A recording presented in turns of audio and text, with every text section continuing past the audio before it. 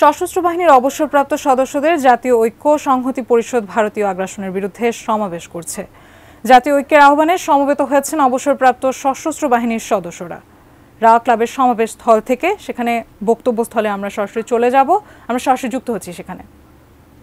এই দেশের স্বাধীনতা সার্বভৌমত্বকে এখন নষ্ট করে দিয়ে, ধ্বংস করে দিয়ে আমাদেরকে চিরতরে তাদের কর্তৃত্বের মধ্যে নিতে চায়।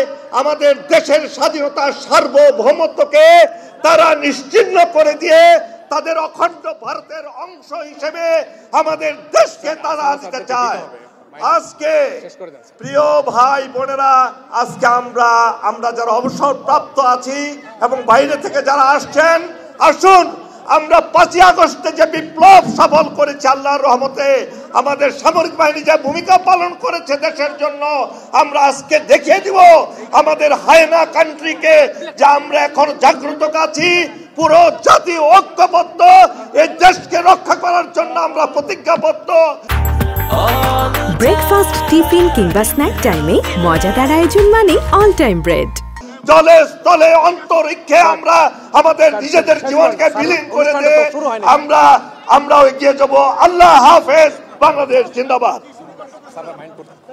আমি সকলকে রিকোয়েস্ট করছি, এখন আমাদের 10টা বেজে গেছে, প্রোগ্রাম শুরু হবে, নেতৃবৃন্দ মঞ্চে উঠবে, আপনারা এই জায়গাটা খালি করে দেন প্লিজ।